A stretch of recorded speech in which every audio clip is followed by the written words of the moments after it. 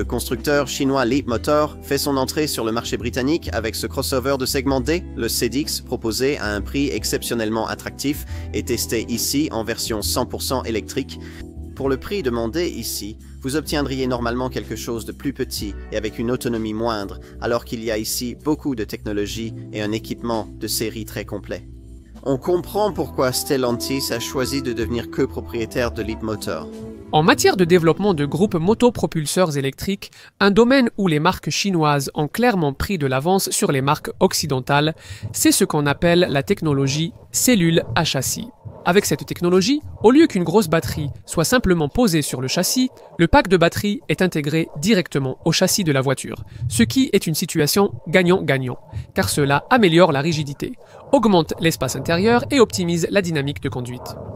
Comme son rival oriental, BYD Leapmotor affirme avoir été le pionnier de ce développement. Peu importe l'auteur, les marques occidentales veulent absolument cette technologie, qui équipera les futurs Tesla. Et c'était probablement la principale raison pour laquelle Stellantis a payé autant pour sa participation dans l'entreprise Leapmotor. Tout cela explique pourquoi ce CEDIX ne partage absolument aucune de ses caractéristiques techniques avec quoi que ce soit que le groupe Stellantis ait déjà commercialisé auparavant.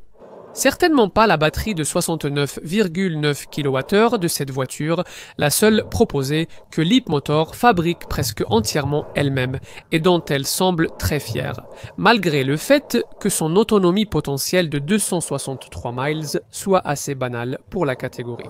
Ou du moins, c'est ce qu'elle avance pour ce modèle électrique. Au moment du tournage, Leapmotor se préparait à lancer une variante alternative du CEDIX. Vous préférerez peut-être une version à prolongateur d'autonomie ou prolongateur d'autonomie véhicule électrique qui associe une batterie à un moteur électrique de 218 chevaux et peut plus que doubler l'autonomie de la version électrique, dépassant les 950 km. C'est cependant la version 100% électrique qui nous intéresse ici. Une seule version est proposée, avec un moteur synchrone à aimant permanent monté à l'arrière, développant 215 chevaux. L'accélération étant volontairement linéaire, la voiture ne paraît pas aussi rapide que les chiffres le suggèrent. Le 0 à 100 km/h est réalisé en 7,5 secondes pour une vitesse maximale limitée à 170 km/h.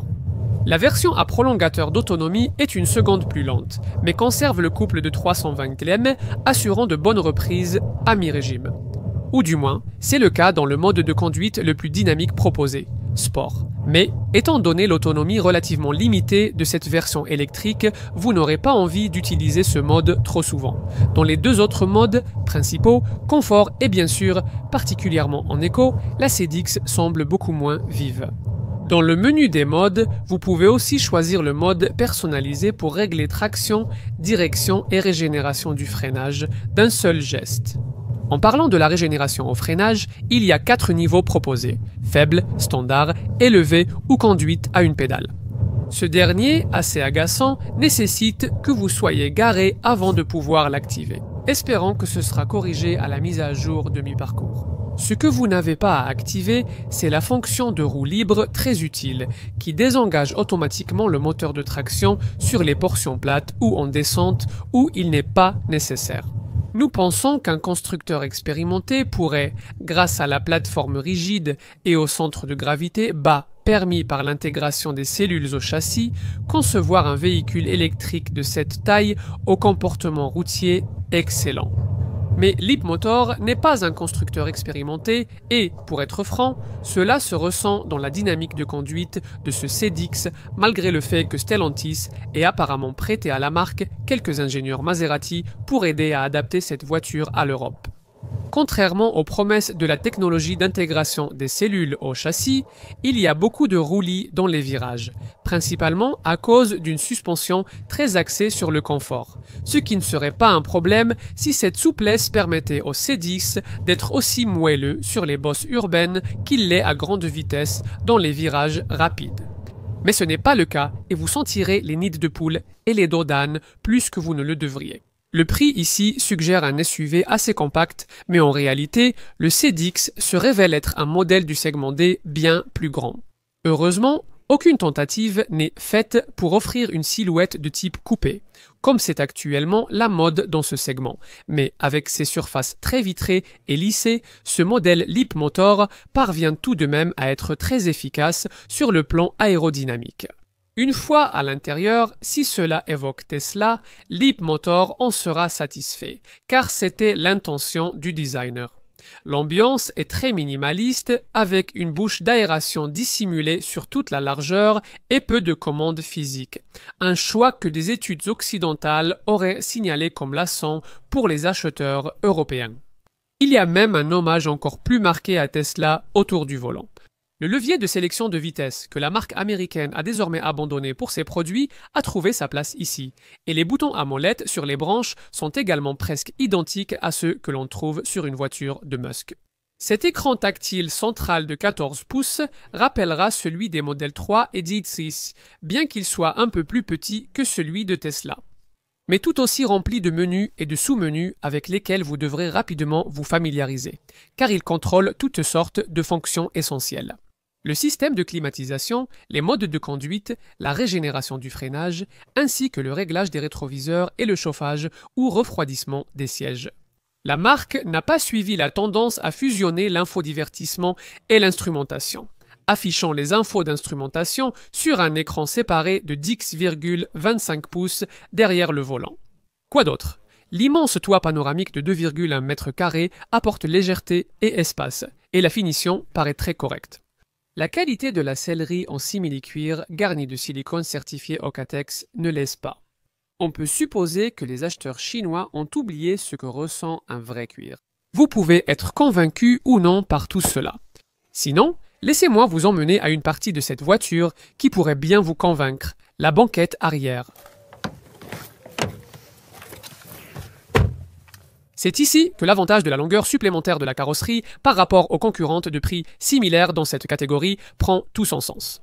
Il y a énormément plus d'espace pour les jambes et les genoux que dans presque n'importe quelle voiture à moins de 45 000 livres sterling avec beaucoup de place pour glisser vos pieds sous le siège avant, et une sensation d'espace accentuée par le grand toit panoramique que nous avons mentionné plus tôt. Malheureusement, lorsqu'il s'agit d'examiner le coffre accessible grâce au haillon électrique de série, on se rend compte qu'il y a un prix à payer pour tout cet espace à l'arrière. Les 435 litres du coffre de ce modèle électrique devraient suffire, bien que ce soit environ 150 litres de moins que dans une Škoda Enyaq. Mais il est difficile de ne pas être déçu par le fait que c'est moins que ce que proposent les 4,3 mètres que nous avons mentionnés plus tôt. Avec le modèle prolongateur d'autonomie véhicule électrique à prolongateur d'autonomie, l'espace du coffre tombe à 400 litres. Il n'y a pas non plus de crochet sur les parois latérales du coffre pour rabattre le dossier arrière, mais au moins il devient complètement plat, ce qui libère 1410 litres. C'est 1375 litres dans la version prolongateur d'autonomie véhicule électrique à prolongateur d'autonomie. Seule cette version électrique bénéficie de 34 litres d'espace de rangement supplémentaire sous le capot, pratique pour les câbles de recharge. Nous vous avons donné l'autonomie de la version électrique dans notre section conduite.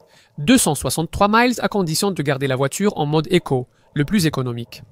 Cependant, l'autonomie n'est pas vraiment le point où vous trouverez le principal inconvénient que vous attendiez peut-être dans la proposition d'achat de cette voiture. Pour certains acheteurs, c'est surtout la vitesse de recharge publique en courant continu qui compte. C'est un maigre 84 kW, ce qui n'est vraiment pas suffisant. Tout cela signifie que la recharge publique en courant continu avec cette Leapmotor prend plus de temps que la normale, mais pas beaucoup plus longtemps. La recharge DIX à 80% de cette CDIX prend environ 40 minutes. Elle mesure près du double d'une modèle Y. La recharge de 30 à 80% dure 30 minutes. Cependant, si la plupart du temps vous rechargez cette voiture à la maison, cela n'aura peut-être pas beaucoup d'importance. La recharge en courant alternatif, depuis une borne murale de 7,4 kW, prend environ 10 heures pour une recharge complète, mais vous pouvez réduire ce temps à 6,1 heures si vous ne rechargez que de 30 à 80%. Avec une alimentation triphasée et une recharge à 11 kW, via la CDIX, le temps de recharge complet sera de 6 heures et 21 minutes. En résumé, la CDIX est le genre de voiture que les constructeurs européens craignaient que les Chinois essaient d'inonder sur notre marché. Le fait que la voiture soit partiellement détenue par des Européens change-t-il quelque chose? Pour Stellantis, la réponse est clairement oui. Il sera intéressant de voir si les clients sont d'accord.